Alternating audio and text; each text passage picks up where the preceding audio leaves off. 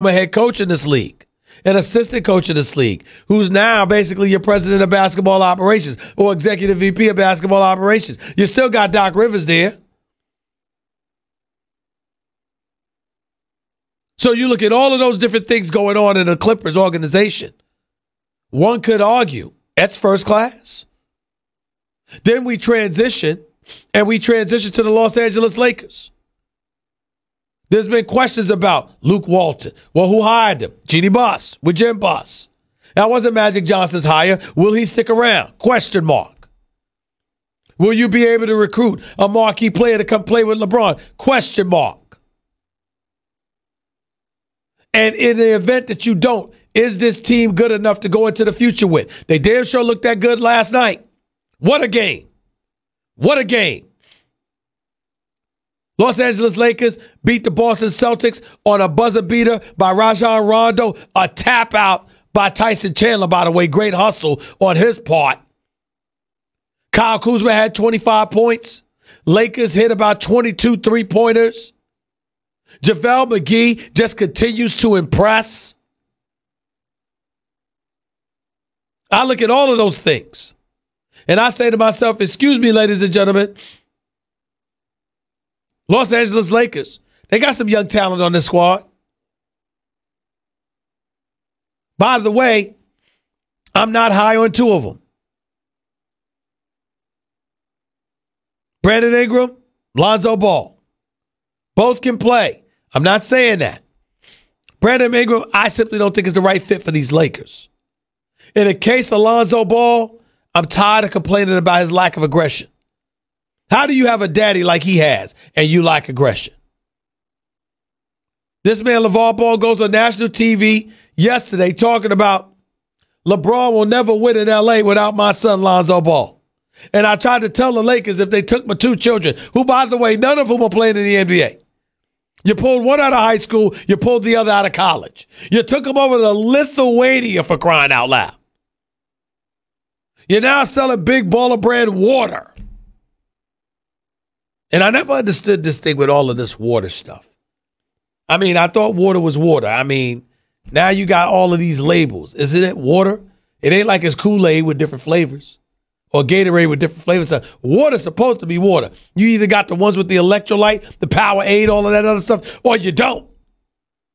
Either you got the alkaline water or the acidic water. I get that part. But with all of these damn water companies, how is one different than the other? How is one alkaline or natural spring water different than the other? How is one acidic, regular water, or tap water different than the other? How is one with electrolytes and stuff like that different than the other? I don't get it, guys. Someday somebody has to explain this to me. But it is America. It's a capitalistic society, which means that the objective is to find a sucker every day. And let's not act like I haven't been one in the past either. That's how I know to ask these questions. But I digress. The point that I'm trying to make is, in the end, what you gonna do? If you're Magic Johnson and the Los Angeles Lakers, Lonzo Ball is playing music. He ain't going nowhere for the rest of the season. Ingram ain't going nowhere for the rest of the season. Lance Stevenson ain't going nowhere for the rest of the season. JaVale McGee ain't going nowhere for the rest of the season. Tyson Chandler in those words, even though JaVale McGee, Tyson Chandler, Rondo, and LeBron weren't really worried about it. If you Ingram, if you Kuzma, if you're Lonzo Ball, Josh Hart, guys like that, you damn sure won't worry. Well, guess what, y'all? Now you have February, March, April, and hopefully, possibly May to show your value and to show the Lakers you might not want to think about sending me out of town. You got 3.5 months to do it. What you gonna do about it? What you gonna do about it? Because let me tell you something right now. LA ain't New York. I'm a native New Yorker. I love New York. New York's my home. Will always be. The bright lights of Broadway and all of that other stuff, oh man, you can't beat it. But you know what the difference between New York and LA is? Guess what? The answer ain't taxes. They are both monstrous. You know what the difference between the two is? Stress. Because in New York, there's considerably more stress. Guess what? If you in LA and you stuck in traffic on a 405 or the 10 or the 110, you could be like my boy Jeff Brown, who calls me to tease me when a blizzard is taking place in New York City or the weather's in single digits. I just wanted to let you know that my AC is on while the roof is open on my ride. That's what he says to me, just to tease me. He's the guy that wears a scarf and puts on his fireplace when, dare I say, the weather conditions are 68 degrees. That's what he does. Basically giving you an indication this is a worst case scenario situation we're looking at. And if you bet your bottom dollar that there's NBA players that's looking at it like that. Now, let me tell you why LeBron James is in a tight spot. Because there's really no excuse not to go out there and get somebody. You know why? Half the players got a home in L.A. in the offseason anyway. Which gives you an indication of where they would really like to be. So if I got a home in L.A., and Kevin Durant's got a home in L.A., and Anthony Davis has a home in L.A., and it's possible Kyrie, if he doesn't have one yet, is going to have a home in L.A., and Kawhi Leonard has got a $13 million property towards San Diego because he went to San Diego State and he loves Southern California and all of that other stuff. If you LeBron, how come you can't get one of these brothers to come play with you in L.A. wearing a Lakers uniform? This ain't just about Magic anymore. This is about LeBron and whether or not he can recruit.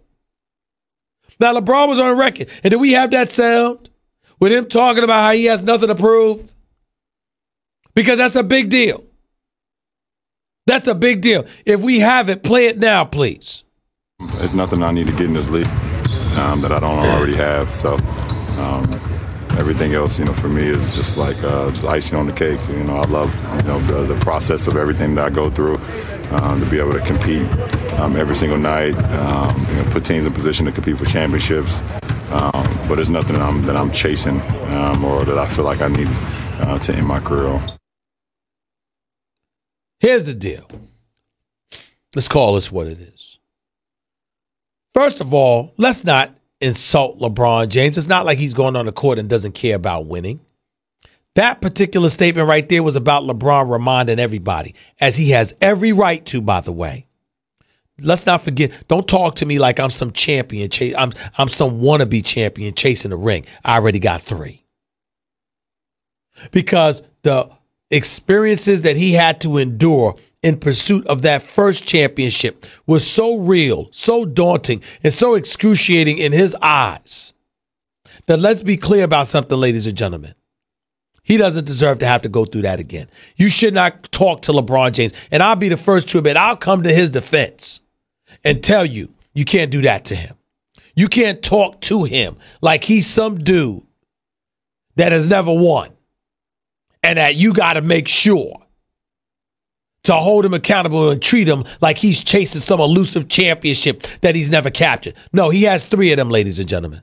2 in Miami, 1 in Cleveland. He went to 8 straight NBA Finals. You can't tell him anything in that regard, but I will say this. There is something to be said about being the greatest Laker ever to have never won an NBA championship.